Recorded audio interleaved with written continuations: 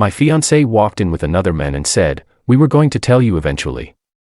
He looked at me and smirked, "Guess you're not good enough." I didn't say a word. I just packed a bag and left. 3 weeks later, she was outside my sister's place screaming, "Please." I made a mistake. I, 29M, found my fiancé cheating last Friday. Just like that, everything I thought I knew came crashing down. My fiancé, 27F, and I had been together for 4 years, engaged for 8 months. We were supposed to get married in September. We've been living together in an apartment for the last 3 years, which is under both our names, but I pay 70% of our rent since I make more. I was coming home early from work on Friday. My boss let us out at 3 p.m. because we finished a major project. I texted my fiancée that I was grabbing some takeout and wine to celebrate, but she never responded. Figured she was busy at work. When I walked in the door at 3:45 p.m., I heard laughter from our bedroom. Then I heard a man's voice. My stomach dropped. I walked toward the bedroom and pushed the door open. My fiancé was sitting on our bed with this guy, tall, athletic build, the type who looks like he lives at the gym. They weren't in a compromising position, but they were sitting way too close, her hand on his arm. When she saw me, her face went white. "You're home early," she said, like that explained anything. I just stood there waiting for an explanation. That's when she said those words I'll never forget. "We were gonna tell you eventually." I must have looked confused because she continued, "This is my coworker. We've been seeing each other for a while now." The guy, who I'd never seen before, actually smirked at me and said, "Guess you're not good enough." I didn't yell. I didn't throw things. I just felt this cold, calm clarity wash over me. In that moment, I knew exactly what I had to do. "How long?" I asked. "Does it matter?" She replied. "For months," the guy answered for her. "Since the Christmas party." For months, while I was planning our wedding, while we were picking out venues and tasting cakes and discussing our future. For months, I turned around and went to our closet, pulled out my duffel bag and started packing essentials, clothes, toiletries, laptop, important documents. My fiancé followed me, suddenly panicking.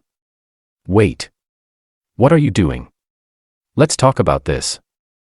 I didn't look at her. "There's nothing to talk about. You can't just leave. This is your home too." I finally looked at her. "Is it?" I grabbed my phone, wallet, keys, and walked out. The last thing I heard was her calling my name as I closed the door. I drove to my sister's place. She lives about 30 minutes away. When I told her what happened, she immediately cleared out her spare room for me and poured me a drink. That was 2 days ago. I've been ignoring all calls and texts from my fiancé.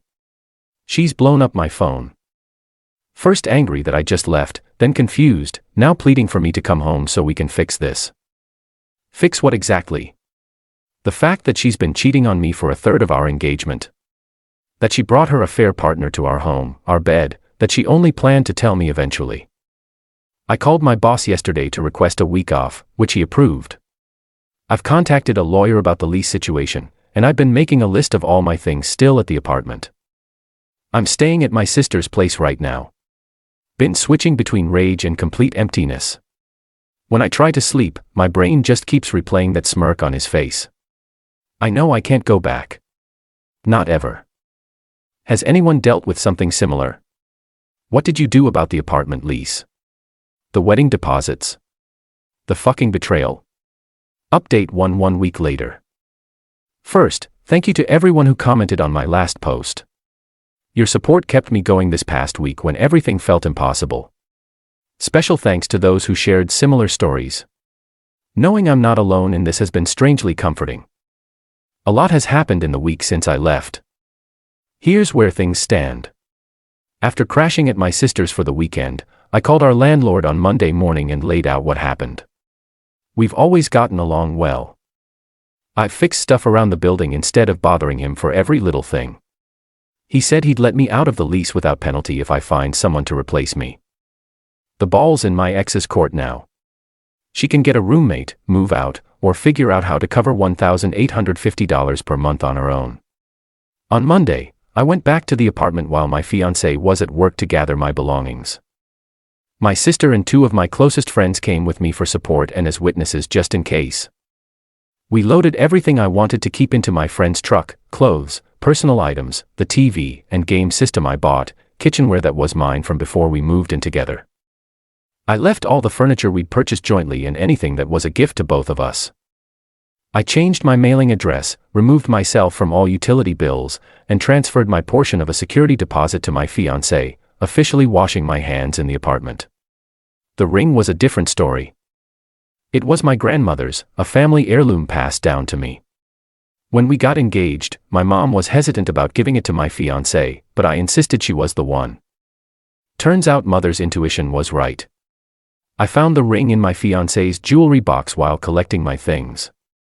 She hadn't even been wearing it. While packing, I discovered something else: a hotel receipt from February for Valentine's Day weekend, a weekend she told me she was on a girls' trip with her friends. The receipt showed a king room booked under her affair partner's name with her as the second guest. They'd been planning romantic getaways while I was planning our wedding. The wedding itself has been fully cancelled. I contacted our venue, caterer, and other vendors. Most were surprisingly sympathetic once I explained the situation, though I still lost some deposits.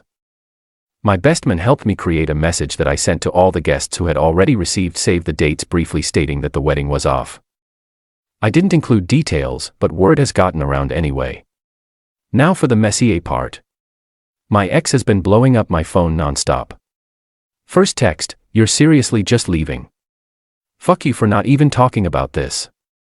Next day: "Maybe if you weren't working 60 hours a week and actually gave me attention, this wouldn't have happened. By Sunday night, baby, please come home. I fucked up. I don't even like him. Please just talk to me." When I blocked her number, she started calling from her friends' phones. Then Tuesday, my coworker messaged that my ex was in our office lobby making a scene. I didn't even go downstairs.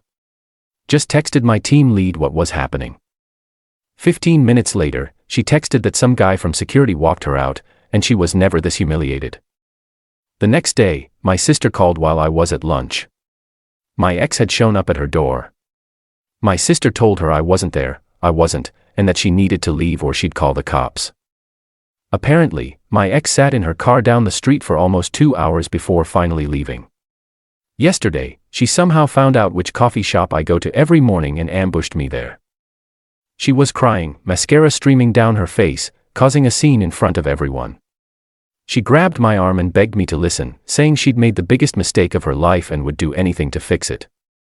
I simply told her, the time to fix it was before you spent 4 months sleeping with someone else, and walked out. What's been really revealing is how our social circle has split. Some mutual friends are saying I should at least hear her out. Others are firmly on my side and have cut contact with her completely.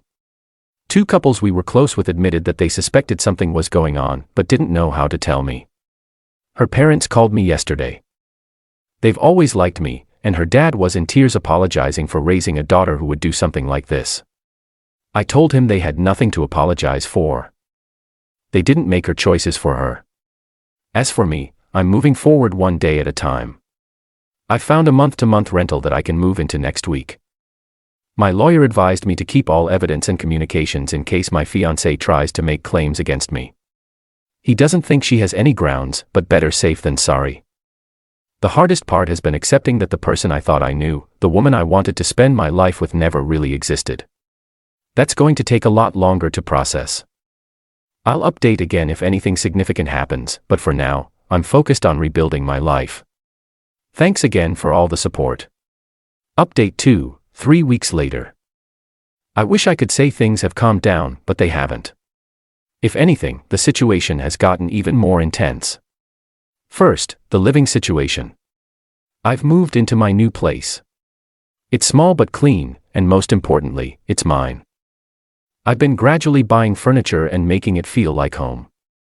My friends have been amazing, helping me move, bringing over home-cooked meals, checking in regularly.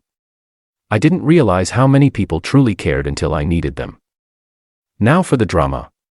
Last Friday, I was at my sister's for dinner when someone started pounding on her door around 9 p.m. It was my fiancé, ex-fiancée, completely hysterical. She was screaming, "Please, I made a mistake," loud enough for the whole neighborhood to hear. My sister tried to get her to leave quietly, but she refused. She kept shouting that she needed to talk to me, that I was being cruel by ignoring her, that I owed her a chance to explain. When my sister threatened to call the police, my ex actually shoved past her into the house. I was in the kitchen, and suddenly she was there. Mascara streaked down her face, looking like she hadn't slept in days. Before I could react, she launched into this story about how her affair was just physical, how she'd been confused, how her coworker had pursued her relentlessly, but she'd realized I was the one she truly loved. The whole time she was talking, all I could think about was that smirk on his face in our bedroom. "Guess you're not good enough." I told her calmly that she needed to leave. She refused, becoming more hysterical, knocking a glass off the counter that shattered across the floor. That's when my sister called the police. When they arrived, my ex tried to paint herself as the victim, claiming we were keeping her from getting her belongings. The officers quickly figured out the situation, especially when neighbors confirmed she'd been screaming outside for nearly 20 minutes before barging in. They escorted her out with a warning about trespassing. The next day, I received a shocking email from her affair partner. Apparently, my ex told him she was breaking things off to fix her relationship with me. He wasn't happy about it and decided I deserved to know the whole truth. He attached screenshots going back to mid-November, almost 6 months, not the 4 months since the Christmas party he'd thrown in my face, texts about meeting up at a hotel while I was on that business trip to Denver. Explicit stuff I scrolled past. But what really gutted me were dozens of messages where they laughed about me, my proposal, which I spent months planning, my excitement about our future. They had fucking inside jokes about how clueless I was. Found a text from January about a week after I put down $2,200, non-refundable, on the lakeside venue she had fallen in love with. Her, he's all excited about the venue deposit. Him, clueless idiot. Her, keeps talking about our perfect day face vomiting. Him, that he thinks you're his soulmate or some shit. Her, literally said that yesterday, skull. I forwarded everything except the explicit images to my lawyer, then blocked the affair partner's email. I don't know if he sent these to her or me, but either way, it confirmed I'd made the right decision. Thursday night around 11:30, my phone rang with some random number. Half asleep, I answered. Big mistake. It was her, completely unhinged. Between sobs, I pieced together that she'd been called into HR that afternoon and fired. Apparently, their company has a strict policy about relationships between team members that they both ignored. Someone sent HR screenshots of them making out in the supply closet during a company event.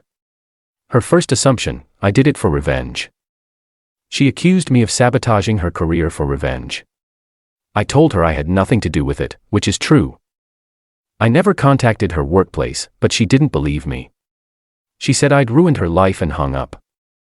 Then I received a group text from her mother to both of us begging us to sit down with a mediator to talk things through for the sake of 4 years together. I politely declined, explaining that there was nothing left to discuss.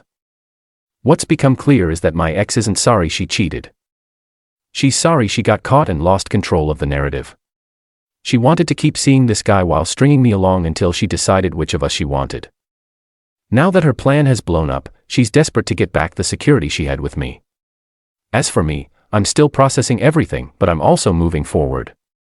I've returned to work, joined a gym, and even agreed to set up my friend has been pushing. I'm not ready to date yet, but it felt good to know that possibility exists in the future.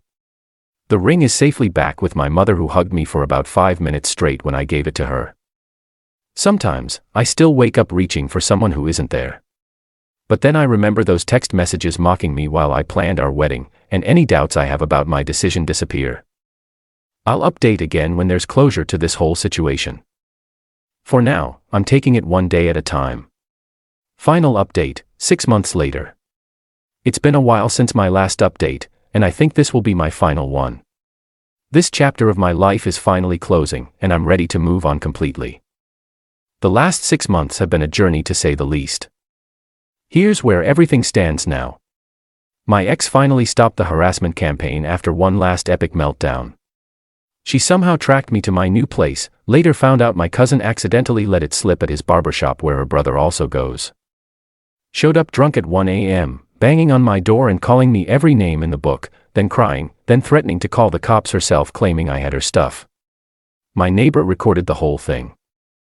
Next day, I paid a lawyer $350 to send her a cease and desist with the video attached. That finally did it. Haven't heard from her directly since. My buddy Jake, who still occasionally runs into my ex's roommate at the gym, updated me back in August. Apparently, my ex and the coworker actually tried to make go of it, moved in together and everything. That lasted about 5 weeks before she caught him with their HR rep, yeah. The same one who handled their workplace discipline. Jake said she went ballistic, trashed his Xbox, and moved back to her parents' basement. Can't say I felt anything except mild curiosity when I heard. Bumped into her at Target in September. Awkward as hell. She looked like shit, all thin and jumpy, kept pushing her cart back and forth like she couldn't decide whether to approach me. Finally said, "Hey," in this small voice I barely recognized. I just said, "Hey," back and kept walking. Weirdest part was realizing I didn't feel much of anything. Not pity, not anger, not that stomach drop I expected. Just mild discomfort, like running into a coworker you don't particularly like outside of work. As for me, life has taken some unexpected but positive turns. One strange bright spot in all this, my temporary apartment building was being renovated, and I got chatting with one of the contractors about the terrible drywall work they were doing. Turned out, he was the owner of the construction company, and they'd been burned by their project manager. We got talking about my background in construction management.